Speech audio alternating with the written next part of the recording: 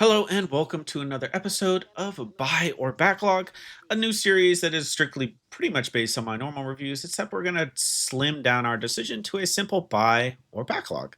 Now, let's be honest with each other, the month of September is extremely stacked with games, and honestly, the next 90 days or so, we have a ton of things coming out that I think are going to be pretty big as far as the gaming industry as a whole. So that's why I think it's easier to adopt an idea that we're either going to buy something and play it right on release, or we're going to put it in our backlog and maybe revisit it in a different time. But without further ado, let's get right into it to not waste y'all's time.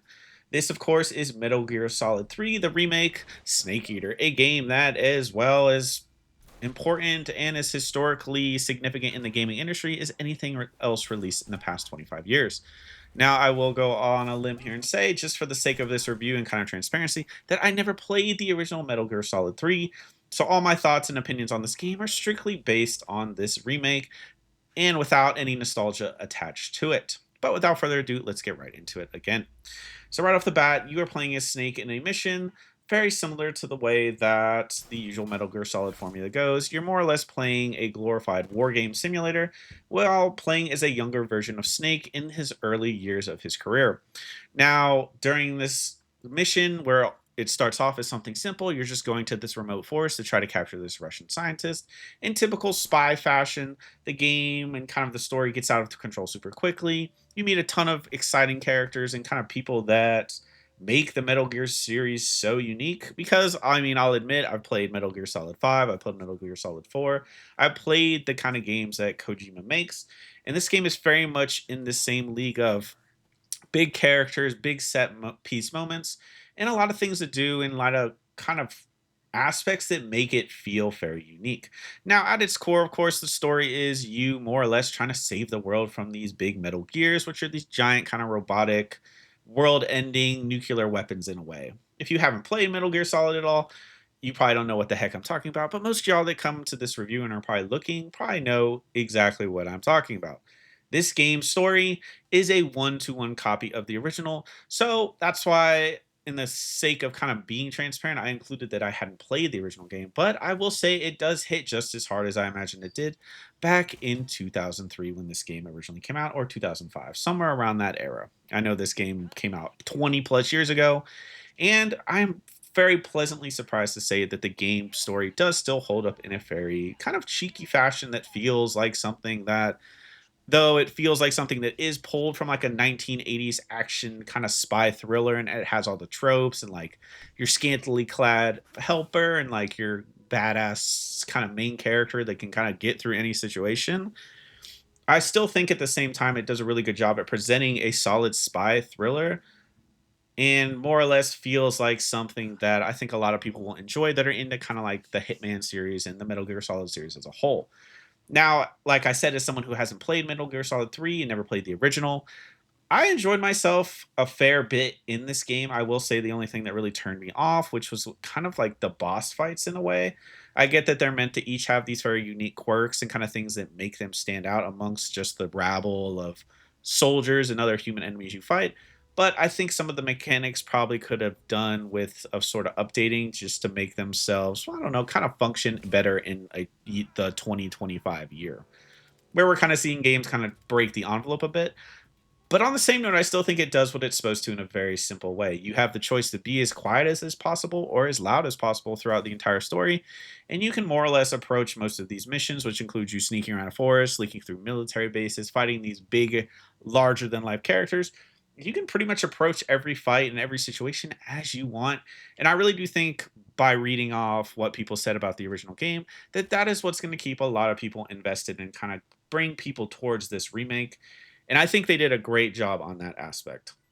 So from a story aspect, it's pretty standard war games, Soviet era, 1980s, Cold War kind of, we're all trying to undermine each other. There's backstabbing and so on and so forth. If you've played or watched a movie set in this kind of time period with kind of spies, James Bond-esque kind of, feel, you'll probably feel right at home here with most of the other Metal Gear Solid fans, and myself included as someone who has played most of the recent Metal Gear Solid fans. Now, from a gameplay perspective, like I said, you are this spy that is pretty much thrown into this world with nothing but your suppressed tranquilizer gun, and you are more or less just kind of expected to make your way without much back up at all. And I think that is where the idea of this like lone kind of assassin or like kind of infiltrator persona of Snake, it really fits well in this game, like I said, because you can more or less you can murder every soldier between you and the end mission, which is about a 10 to 12-hour story, or you can silently take down everybody and kind of play your cards right and kind of be the one that's stealthy and not getting, caught by the enemies. I will say the enemy AI is a little derpy, but I think it's more or less just a kind of like the way that the AI was built back in when this game was originally released. Like I said, this game is in every sense of the word a remake. That it means that this game has more or less been untouched as far as its base mechanics and its story, and you are more or less getting a copy of what once was. So that leads to like goofy moments with the AI, like kind of spotting you and not spotting you, or the boss is kind of doing things that you didn't expect them to do just because it's based on a game that is 20 plus years old at this point. But like I said, it does retain the feel of a spy thriller and kind of an action game that gives you the option to approach everything as you see fit. And I do think that is where a lot of people are going to flock to this game. It still has all the classic things you'd expect from the original. They haven't really removed anything. And honestly, I think a lot of people are going to come to this thinking like, oh, this is a completely new experience. And if you haven't played it, it's more or less the same. But on the same note, I still think that bodes pretty well in the modern gaming landscape. Really, my only complaint that I'm going to talk about towards the end of this video is something that doesn't even really matter to some people, but I think it's worth mentioning. But back to the gameplay. Like you can see in this clip right here, you have an access to such a wide variety of weapons and so many different tools that the idea of really attacking these bases or attacking these scenarios in any way you want is really up to you. You can be the one that goes in with an M60 and just roars your way through every enemy, and the game's not really going to tell you otherwise. I do think stealth is encouraged for the most part because, this is a Metal Gear game at the end of the day. You are meant to be this spy infiltrator persona. But on the same note, I found when I did get in tough situations, you could pull out the AK, you can pull out the M16, you can pull out a sniper, an RPG, grenades. You can go big or go home, and nothing's really going to tell you that you're doing it wrong. Like I said, some of the bosses kind of have these really interesting quirks and honestly like mechanics that make them feel kind of feel like the game could have used a little bit of a remastered tag in that department. But I think most of the people that bought this game, which I think it sold 1 million copies in its first 24 hours, are probably going into it with the idea that this is like, I want to re-experience something I played in my childhood, while also being able to more or less enjoy it in modern graphics, modern controls, and so on and so forth. It has everything that you'd expect from Metal Gear Solid 3.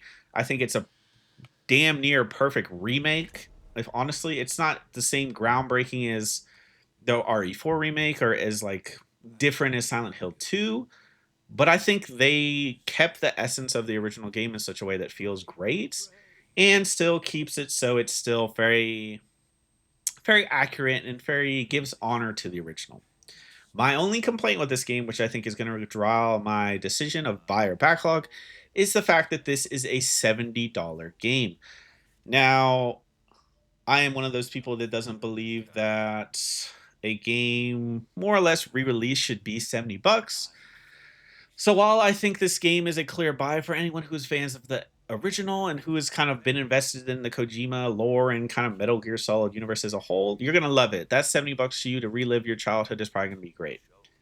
But to someone like me who has more or less not grew up on the Metal Gear Solid franchise, like I had a PlayStation when I was younger, but I just never got around to playing it, the $70 price tag kind of hurts. But I will say this game is definitely a buy.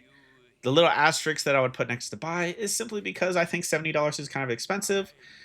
And if you kind of feel that same kind of way or you kind of subscribe to that same kind of ideology, then I imagine this game is probably a backlog for you. But this game is one of the best looking games released this year. It's a great remake. It keeps everything that made the original great. And at the end of the day, I think most people will probably enjoy it for what it is. As always, I hope y'all enjoyed this video, and I hope y'all have a good rest of your day, a good rest of your month, and a good rest of your year. And this has been another episode of Buy or Backlog, with my official decision being a buy with a little asterisk because it's 70 bucks.